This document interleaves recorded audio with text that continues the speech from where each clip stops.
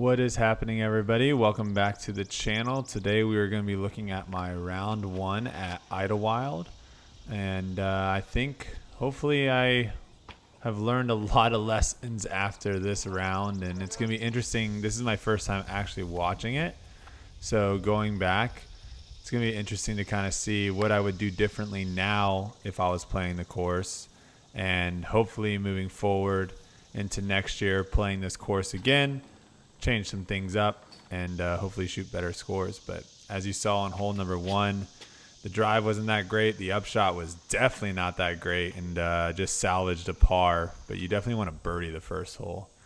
And I kind of got away with a little bit on my tee shot here on hole number two. The form on the forehand is still super suspect. It's very nose up. I'm kind of throwing this kind of swoopy look. And the second shot here was not that great, so I had to kind of throw a scuba up to just salvage a par again.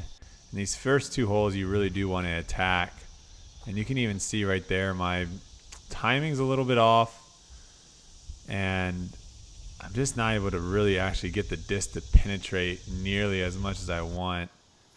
I'm already seeing a different that was actually a good putt. And I actually putted pretty well this tournament. That was really the only reason I actually kept a good score. This hole, for example, I definitely would be going for this hole next year with a forehand. I think with a good forehand, I can get it into about 15 feet short of the basket. But definitely, I mean, this was actually a pretty good forehand and gave me a look. And I did actually run that to try to get it back-to-back birdies. But the other two rounds, I basically just kind of laid up. And this hole 5 here is a par 4. It's a short one, and I actually threw some pretty good shots here. You kind of just throw like a little bit of a sky roller and just have it kind of funnel down there and hopefully kind of fade off to the left to give you a chance. And this was probably one of the better drives on this hole. I actually had a really good look at Eagle. And watch this. Oh, I remember this.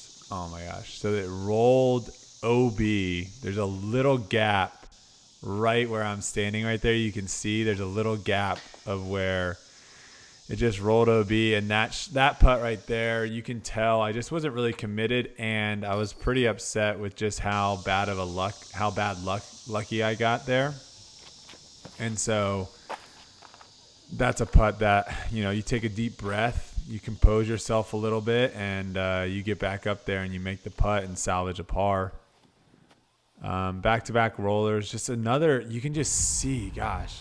I mean, you guys can't see because you don't know, you haven't really watched me play recently, but I'm watching this and I can just see non-committal. That's all I can see, is you can really tell that I'm on the tee. That goes OB. I'm on the tee, and I don't really know where the disc is going to go. Oh, that didn't actually go OB. That actually fought through.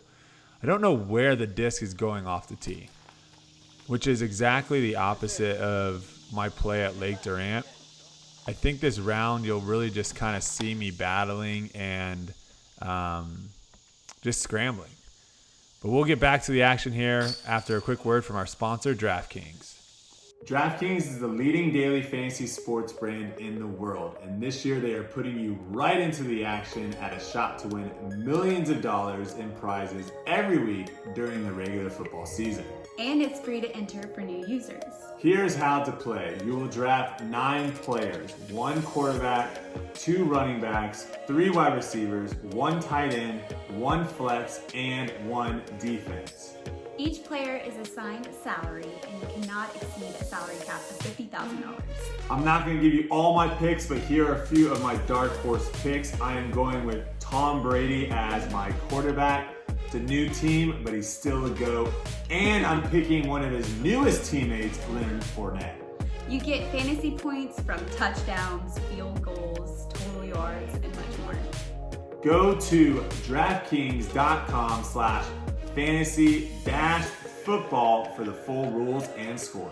Download DraftKings and enter football daily fantasy contests all season long with millions in prizes. New users use promo code Brodie during sign up and get a free shot at millions of dollars in prizes with your first deposit. Now, back to the action.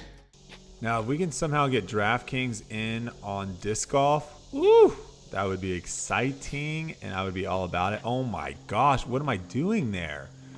So this was a shot that I did not have. It required a flex forehand, and I tried as much as I could to practice it while I was there. Is this where I hit the tree?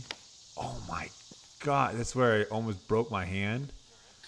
Another thing I learned, throw forehand there or like do a slow warm up. But back to that flex shot, that was one of the tee shots that I've never thrown before. And, you know, at a tournament, not a great time to try to figure out how to throw a certain shot. Now I feel like I would throw that with a Raptor. I would throw it a lot softer. I almost made birdie there too, which would have been an insane birdie. Throw it a lot softer. Angle control's a lot better. I'm not throwing nose up forehands nearly as often, and so you're able to just hit truer lines. So that hole, I would tack that hole completely different. This hole, what is this? Throwing my fierce, I think, here. Just too flippy. Just not the right disc. Probably should have gone with either my roach or a forehand too. Honestly, there is not a bad play. I'm just laying up again to salvage a par, and this is where, I mean, like, how many birdie opportunities have I really given myself so far? Not many. This hole is tough, 368, all uphill. I think I actually threw a pretty good one here, potentially. Nope, it hit a tree, came straight down. This one's actually, you're just playing for par. If you can somehow manage a birdie here, that's pretty ridiculous. It's definitely a bonus birdie. But again, scrambling pretty well. But this is a course that you can't just scramble every single hole. You will eventually fall apart. And I think you guys watching this footage, I think you guys can see how having round after round after round like this, you eventually get to the point of where you're like, listen, my skills aren't where they need to be. I'm not consistent enough. Oh, off the top, man. I thought I made a scooter. I'm not consistent enough off the tee to where I'm putting it consistently in circle 1 or circle 2. That was like a decent forehand. Just not enough stability on the... See, that one too, I think I would just throw... Instead of throwing like a flex there like I did, I think I would just throw that on hyzer the whole way. But yeah, going back to my point is, you know, I'm just scrambling all over the place. And if you watch the lead card and stuff, they will scramble, but not every hole. That's the difference. I'm scrambling every single hole, and it eventually gets to the point of where it's so hard to keep going. It's just a battle. So I'm excited to get back out on these courses next year when my drives are more consistent. I'm hitting my lines better. I mean, even this, I already know that was the wrong disc selection. That nuke is too is not stable enough, and I'm not able to actually get the disc to go left at the end, which is what you want to do. Oh, nice birdie there, circle 2. But this was one of the few holes I actually felt like I was throwing the right disc. A little stand-up Zeus that would just fade super far to the right. And this was another hole that I don't know that many people got all the way down there. So it's just a weird contrast of, you know, sometimes that was a terrible upshot, but sometimes, you know, you're having these incredible shots where you're hitting these lines and knowing exactly what you're doing, and then you're having shots like this. Oh, yeah. Where clearly something in my form is just not there. And, you know, it just comes down to the repetitions, man. It comes down to getting out in the field and throwing these shots over and over and over again and feeling confident in myself. And that one needs to sit a little bit. I think that was a Raptor there. Maybe a little bit too overstable of a disc. But to save par after going like 30 feet off the tee into the wilderness, I'll take a bogey there after that. Hole 16, here's another one that I would love to play now. With just how far I'm throwing it off the tee. Also feeling a lot more consistent with my hyzer spike game, because there, you know, I'm not even trying to get that much distance off, but still not even able to land in this big landing strip. Wrong disc there. That was a Hades, completely wrong disc selection. So now I'm like so far right. I don't think anyone's ever been this far right. And rolling at OB. So there's 2 OBs in one hole. And this is to, I think, for a bogey. Which is, that's just whacked out.